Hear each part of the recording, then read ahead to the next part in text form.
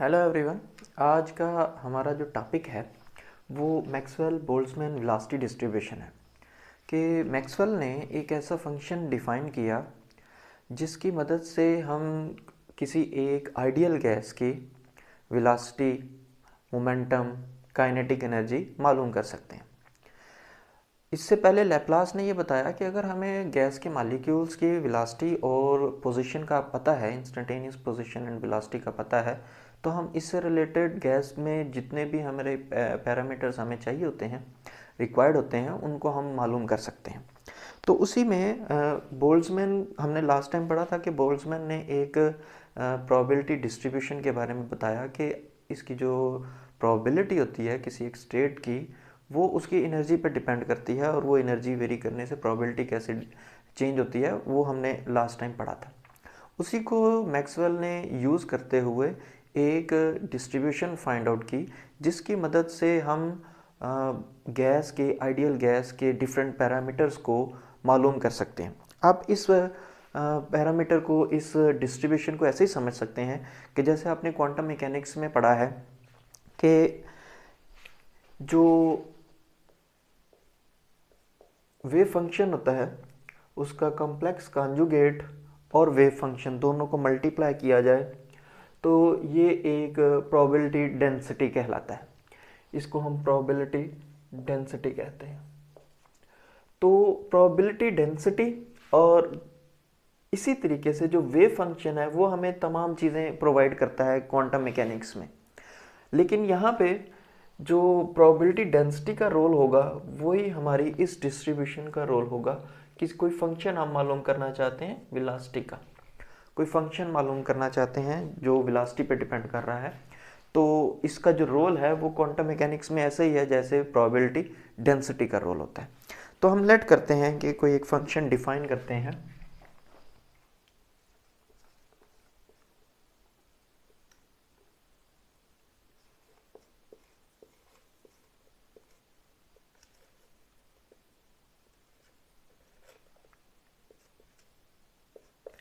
हम लेट करते हैं कि function of velocity and d cube v is probability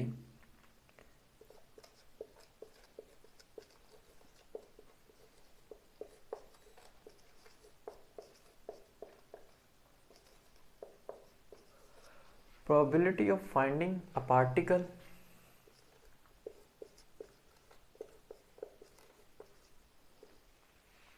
with velocity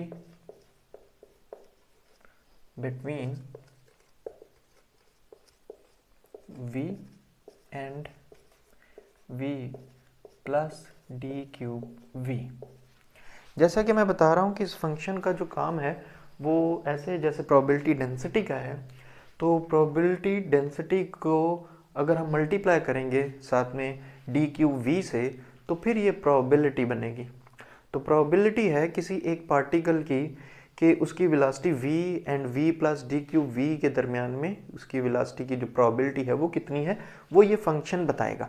अगर हमें ये फंक्शन पता चल जाएगा तो फिर हम इस आइडियल गैस के वेलोसिटी, उसकी पोजीशन, उसकी एवरेज वेलोसिटी, उसकी काइनेटिक एनर्जी, उसका मोमेंटम, सारी चीज़ें बता सकेंगे। तो ये एक टेक्निक है जो हम इस फंक्शन को फाइंड आउट करने के लिए एक यूज़ करेंगे। उसके बाद हम फंक्शन मालूम करेंगे और फिर हम ये देखेंगे कि हम इससे डिफरेंट जो पैरामीटर्स हैं वो हम कैसे मालूम कर सकते हैं।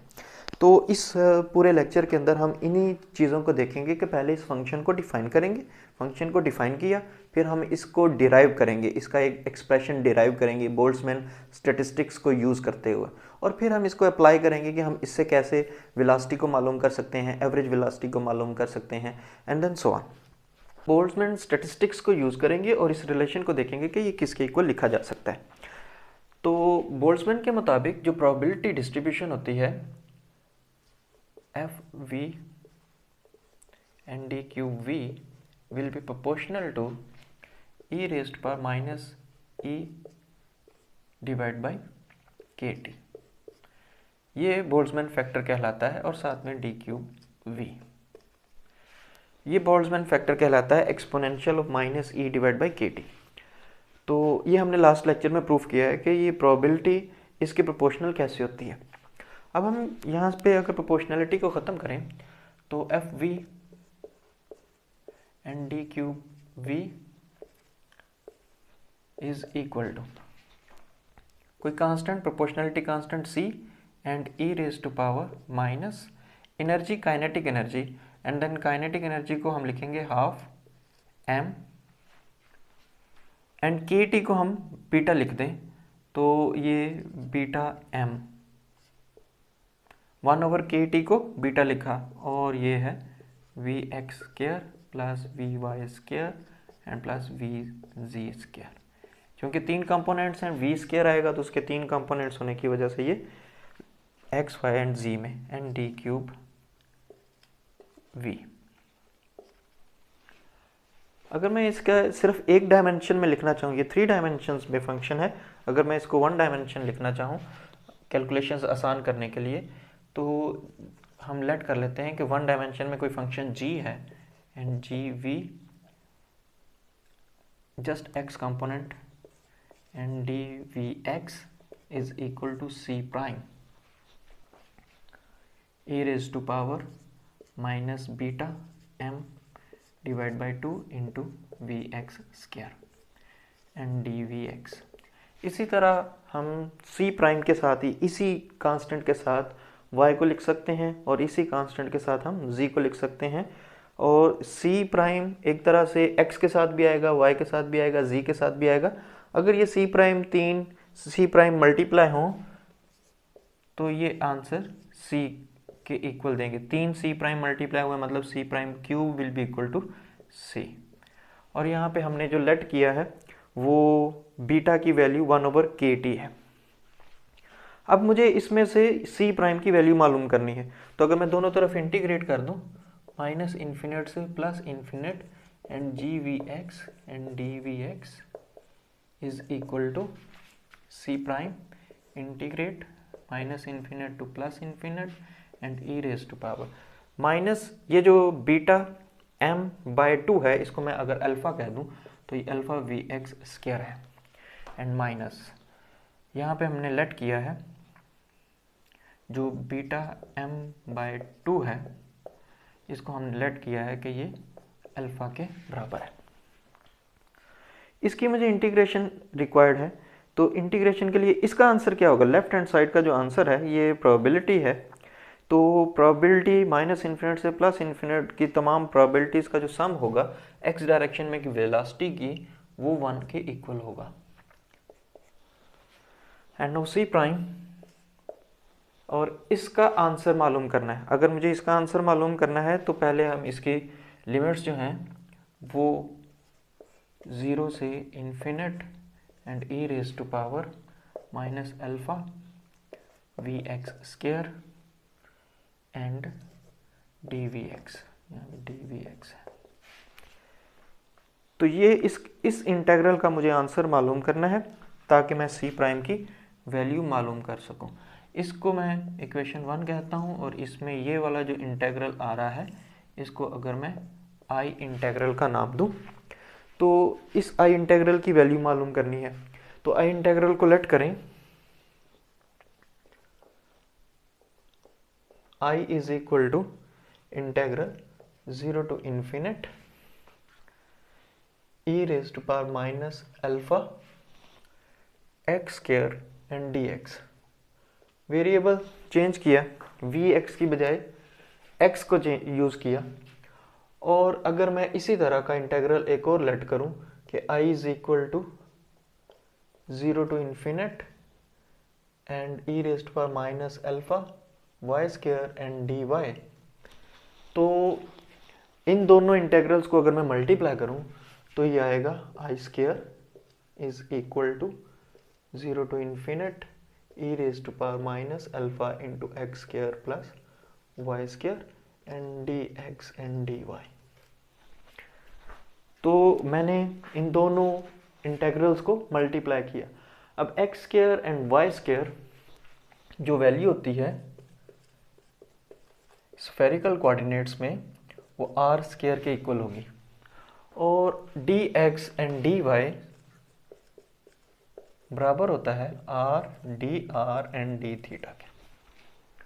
तो ये वैल्यूज अगर मैं यहाँ पे पुट करूँ तो हमारी लिमिट्स भी चेंज हो जाएंगी।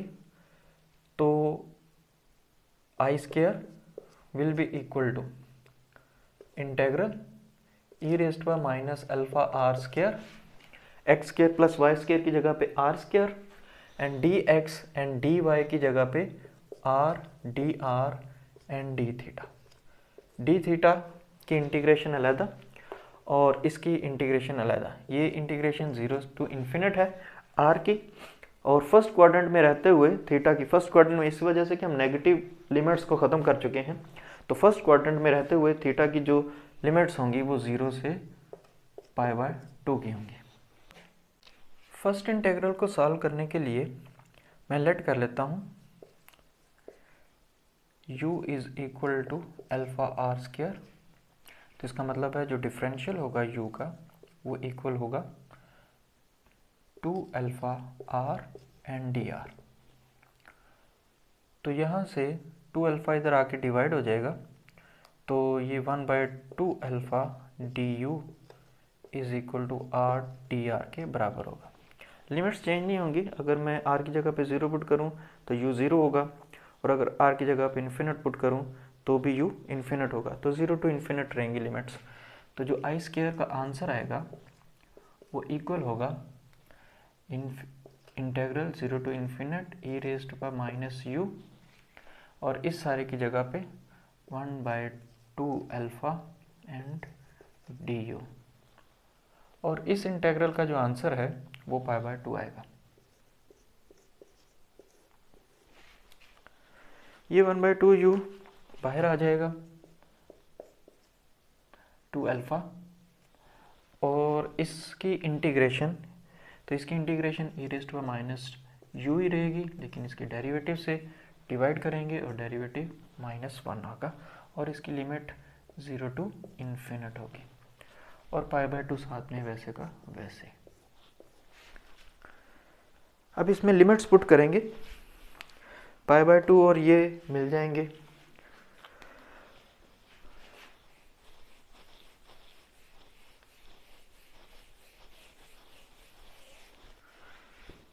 π/2 और 1/2 अल्फा, तो ये I square will be equal to 1/4 alpha, बल्कि 1 की बजाय π/4 अल्फा, पाई भी बाहर चला गया, उसके साथ मल्टीप्लाई। अब इसमें अपर लिमिट पुट करेंगे, तो upper limit e raise to power minus u है, तो अपर लिमिट इन्फिनिट है, इसको ऐसे पुट करें 1/e raise to power infinite, e raise to power infinite infinite answer आएगा, और माइनस साथ में वैसे का वैसे ही।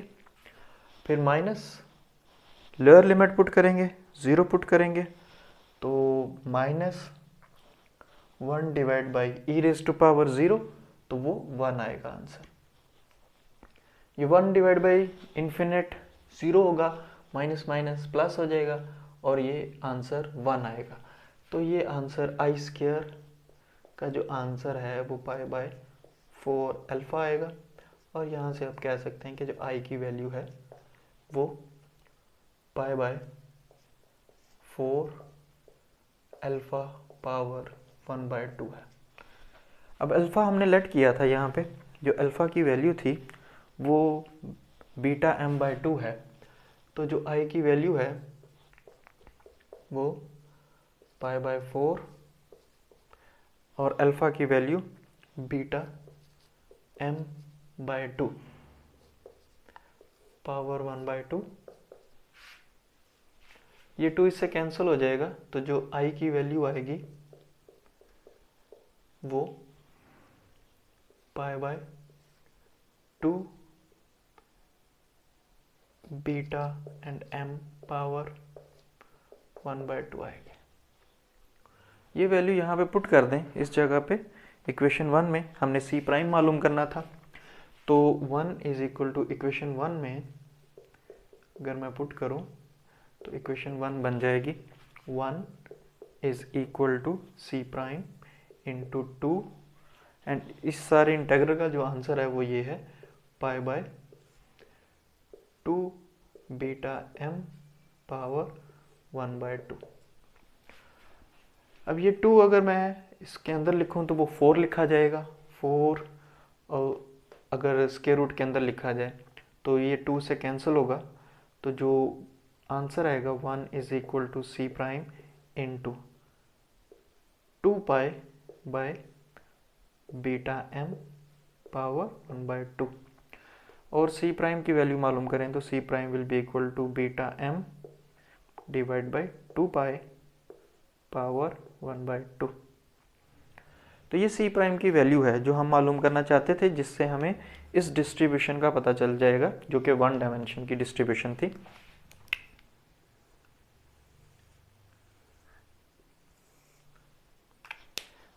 वैल्यू अगर पुट कर दें यहाँ पे तो जी फर्स्ट डायमेंशन की जो वेलोसिटी डिस्ट्रीब्यूशन है g v x d v x will be equal to c prime की वैल्यू, और वो है beta m divide by 2 pi power 1/2 and e raise to power minus beta m by 2 into v x square. तो ये value आ गई इसकी। इसी तरीके से अगर मैं y डायरेक्शन में मालूम करना चाहूँ तो उसका कांस्टेंट सेम रहेगा, सी प्राइम रहेगा, तो वो y डायरेक्शन में भी यही है और z डायरेक्शन में भी सेम यही है। तो ये तो सी प्राइम की वैल्यू आई, और इसी तरीके से हम सी की वैल्यू भी मालूम कर सकते हैं इसी तरीके से कि जो सी की जो वैल्यू है वो सी प्राइम की पावर 3 होगी, तो इसका मतलब है इसकी पावर 3 होगी, तो जो सी होगा वो beta m divide by 2 pi power 3/2 होगा। तो ये c की वैल्यू इस तरीके से मालूम की जाएगी। ये तो एक डिस्ट्रीब्यूशन आ गई हमारे पास। डिस्ट्रीब्यूशन में जो कांस्टेंट आ रहा था प्रोपोर्शनैलिटी कांस्टेंट, वो हमने मालूम कर लिया, लेकिन ऐसा ये डिस्ट्रीब्यूशन हमें कोई फिजिकल सिग्निफिकेंस नहीं बता रही। लेकिन अगर हम इसको इंटीग्रेट करते हैं किसी और वैल्यू के साथ जिसको हम मालूम करना चाहते हैं, या इसको हम यूज़ कैसे करते हैं हम ये देखते हैं। तो इसको पहले रेज करना होगा। तो मैक्सवेल बोल्ट्जमैन वेलोसिटी डिस्ट्रीब्यूशन हम मालूम कर चुके हैं। ये 1 डायमेंशन के अंदर मैक्सवेल बोल्ट्जमैन वेलोसिटी डिस्ट्रीब्यूशन कहलाती है। अगर हमें 3 डायमेंशन में चाहिए है तो ये 3/2 पावर आ जाएगी, इसका क्यूब आ जाएगा, और इसमें v x square plus v y square and plus v z square आ जाएगा।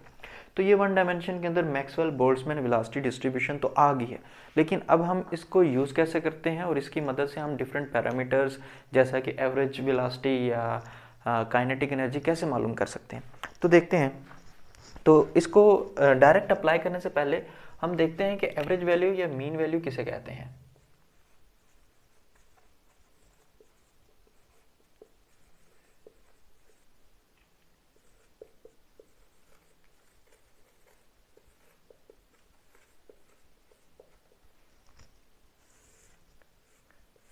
एवरेज वैल्यू और मीन वैल्यू के लिए हम एक एग्जांपल लेते हैं कि हमारे पास कोई 3 एनर्जी स्टेट्स हैं।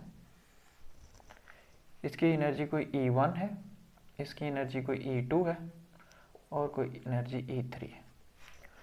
तो कोई एक एटम है, फर्ज करें कि एक एटम की 3 एनर्जी स्टेट्स हैं और हमारे पास टोटल 5 एटम्स हैं। तो 5 एटम्स में से जो 2 एटम्स हैं उनकी एनर्जी E1 है, जो 2 एटम्स हैं उसकी एनर्जी E2 है, कोई एक एटम है जिसकी एनर्जी E3 है। सपोज किया कि हमारे पास 5 एटम्स हैं, उन 5 के अंदर हर एक एटम के पास 3 एनर्जी लेवल्स हैं। तो अगर मुझे एवरेज एनर्जी मालूम करनी हो तो इस पूरे सिस्टम की एवरेज एनर्जी क्या होगी। तो एवरेज एनर्जी मालूम करने के लिए मैं ये देखूंगा एवरेज एनर्जी कि ये कितनी कंट्रीब्यूट करता है एनर्जी में, मतलब ये एनर्जी स्टेट और इसके 2 एटम्स हैं इस एनर्जी के, तो ये जो टोटल एनर्जी आएगी वो 2 ऑफ E1 आएगी। ये भी E2 के अंदर भी 2 एटम्स एनर्जी के हैं, तो इसका मतलब है ये 2E2 एनर्जी ऐड होगी और ये वाला जो एनर्जी लेवल है वो सिर्फ एक एटम ने ऑक्यूपाई किया हुआ है, तो इसका मतलब है कि ये 1e3 एनर्जी ऐड होगी और इसको डिवाइड कर देंगे टोटल नंबर ऑफ एटम्स से, क्योंकि हमारे पास टोटल नंबर ऑफ एटम्स 5 थे।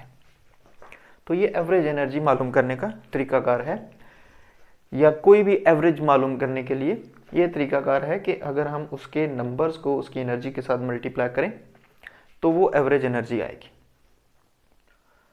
इसी तरह हम सेंटर ऑफ मास भी अगर हम मालूम करें तो सेंटर ऑफ मास के लिए भी कमोबेश इसी तरीके का रिलेशन है कि अगर x को m1 से मल्टीप्लाई करें, x1 m1 के साथ मल्टीप्लाई हो, एंड देन x2 m2 के साथ मल्टीप्लाई हो, एंड देन सो ऑन, और हम उसको डिवाइड कर देंगे जितना टोटल मास था। तो यही तरीकाकार होता है एवरेज मालूम करने का। तो वही सिंपल रूल हमने यहाँ पे अप्लाई किया। लेकिन अगर मैं इसको ऐसे लिख दूं 2/5 ऑफ E1, 5 इस 2 के साथ लिख दिया, and plus 2/5 of E2 and plus 1/5 of E3। अब ये 2/5, 1/5 क्या है? हमारे पास रैंडम एक बॉक्स है और उसके अंदर ये 5 एटम्स पड़े हुए हैं।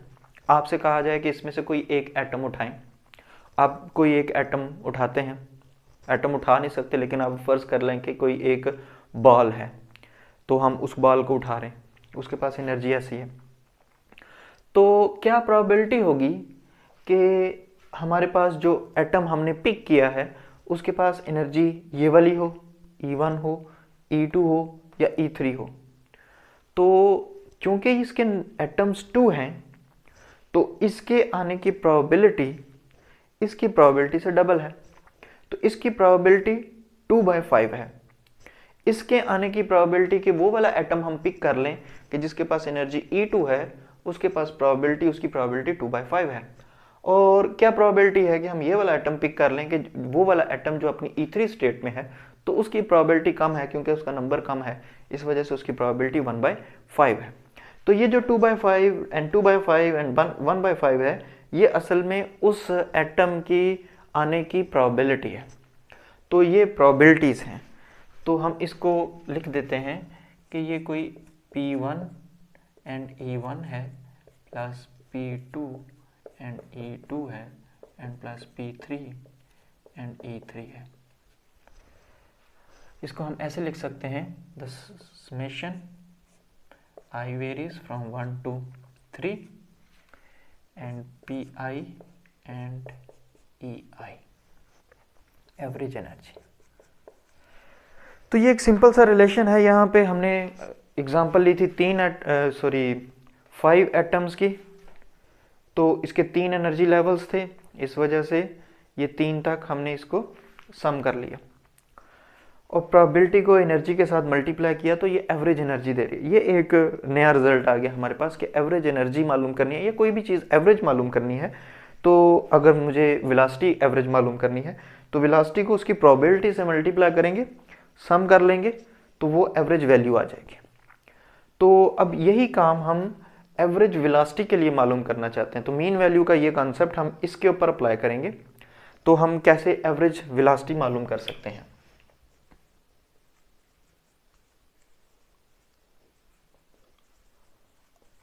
हमने अभी देखा कि एवरेज वेलोसिटी मालूम करनी है या कोई भी एवरेज मालूम करना है तो प्रोबेबिलिटी को मल्टीप्लाई करना है उसके साथ जो हम एवरेज मालूम करना चाहते हैं।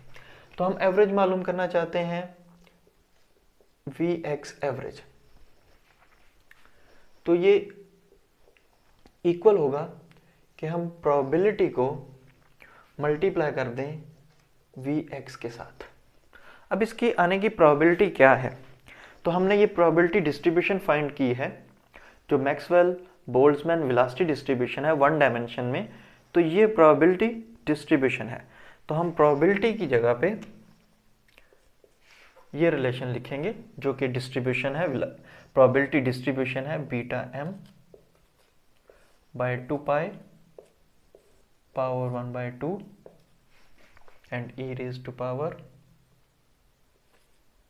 Minus beta m by 2 and v x square, और ये वी एक्स साथ में लिखा जाएगा और साथ में डी वी एक्स। लेकिन हमने इसको सम किया था कि 3 एनर्जी स्टेट्स थी, लेकिन अब हमें इसको सम करने की बजाय, चूंकि कंटिन्यूस है, वेलोसिटी कोई भी हो सकती है, उसकी वैल्यू कोई भी आप एग्जिस्ट कर सकते हैं, ये नहीं कह सकते कि डिस्क्रीट वैल्यूज हैं, इस वजह से समेशन की बजाय हम इसको इंटीग्रेट करेंगे from minus infinite to plus infinite. तो ये एवरेज वेलोसिटी का रिलेशन आ गया। अब अगर मुझे इसको मालूम करना है तो ये तो सारा कांस्टेंट है, तो इसको मैं बाहर लिख दूं, v x average is equal to beta m divide by 2 pi power 1/2 and minus infinite to plus infinite e raised power minus beta m by 2 v x square and v x and d v x. अब ये odd function है v x, ये even function है लेकिन ये odd है, तो even and odd मिलके ऑड फंक्शन बनाएंगे, और लिमिट्स माइनस से प्लस है तो इस पूरे इंटीग्रल का आंसर 0 होगा। तो जो एवरेज वेलोसिटी है v x average is equal to 0। तो वेलोसिटी का जो एवरेज है वो 0 है, और ये आप फिजिकली वैसे भी समझ सकते हैं कि जितने मॉलिक्यूल्स पॉजिटिव एक्स डायरेक्शन में जाएंगे उतने ही नेगेटिव एक्स डायरेक्शन में जाएंगे एक आइडियल गैस के अंदर। तो इस वजह से जो एवरेज वेलोसिटी है उसका आंसर 0 है। हम फिजिकली पहले भी हमें पता है, लेकिन ये एक तरह की कंफर्मेशन है कि जो मैक्सवेल बोल्ट्जमैन स्टैटिस्टिक्स है, इसकी जो डिस्ट्रीब्यूशन है वो थर्मोडायनामिक्स के अंदर कितनी वैलिड है। एवरेज वैल्यू अभी हमने मालूम की वी एक्स की। अब हम अगर वी एक्स स्क्वायर की एवरेज वैल्यू मालूम करें, वी एक्स स्क्वायर की एवरेज वैल्यू, तो सिर्फ यहाँ पे ये देखना होगा कि यहाँ पे वी एक्स था, तो अब हमें वी एक्स स्क्वायर की एवरेज चाहिए है, तो यहाँ पे वी एक्स स्क्वायर हो जाएगा। तो average value of v x square is equal to beta m by 2 pi and square root of 1/2 power 1/2 minus infinite to plus infinite e raise to power minus beta m by 2 v x square and v x square d v x. अब ये even function है, ये भी even function है, इसका answer 0 नहीं होगा, तो इस वजह से इसकी लिमिट्स अब हम ब्रेक कर सकते हैं। तो इसकी लिमिट्स को अगर मैं ब्रेक करूं तो beta m by 2 pi power 1/2 2 से मल्टीप्लाई कर दें and 0 to infinite e raise to power minus beta m v x square by 2 and v x square and d v x. इसका आंसर हमें मालूम करना है। हमने इससे पहले अभी जब हम डिस्ट्रीब्यूशन फाइंड आउट कर रहे हैं तो हमने इस इंटीग्रल की वैल्यू मालूम की थी कि ये इस इंटीग्रल का आंसर ये आता है।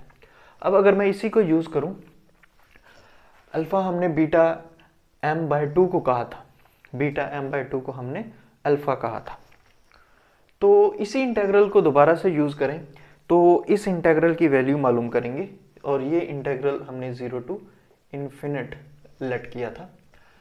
तो अगर मुझे इसका आंसर ये है, तो अगर मैं इसका डेरिवेटिव ले लूँ विद रिस्पेक्ट टू अल्फ़ा, तो 0 टू इन्फिनिट इस फंक्शन का derivative with respect to alpha, तो e raised power minus alpha x square वैसे का वैसे ही।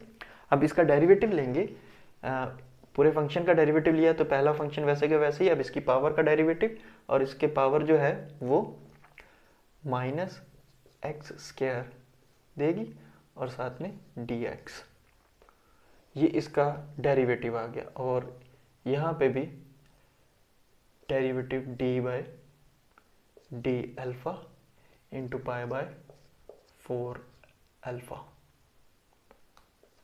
पावर 1/2।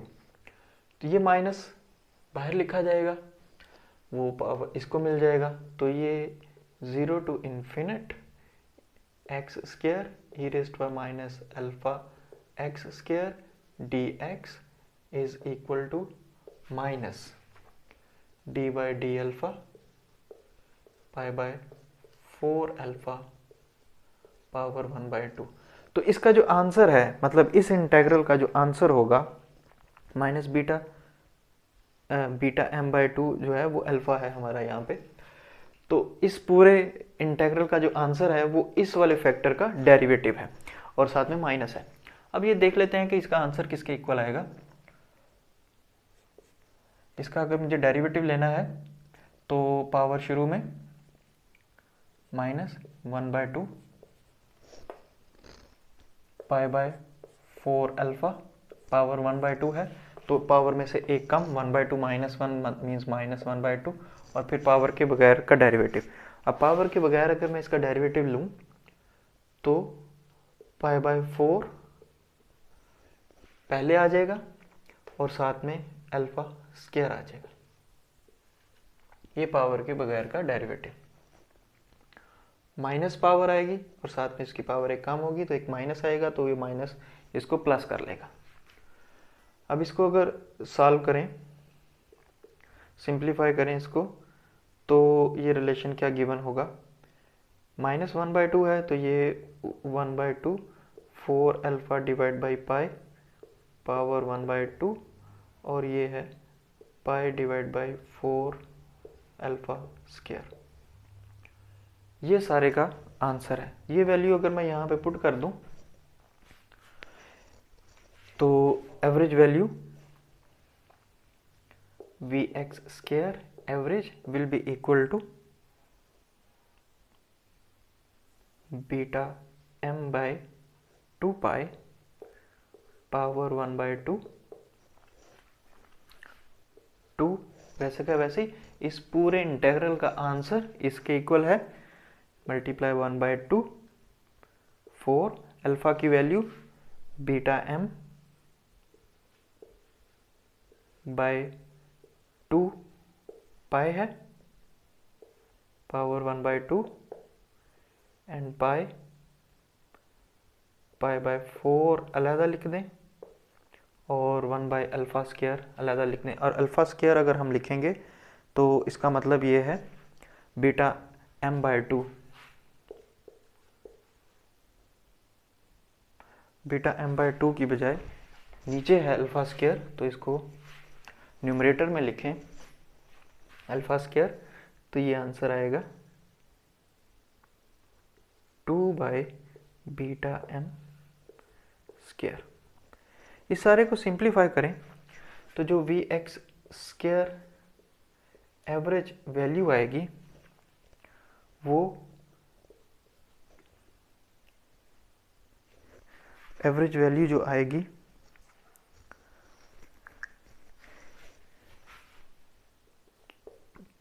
KT/m आएगी।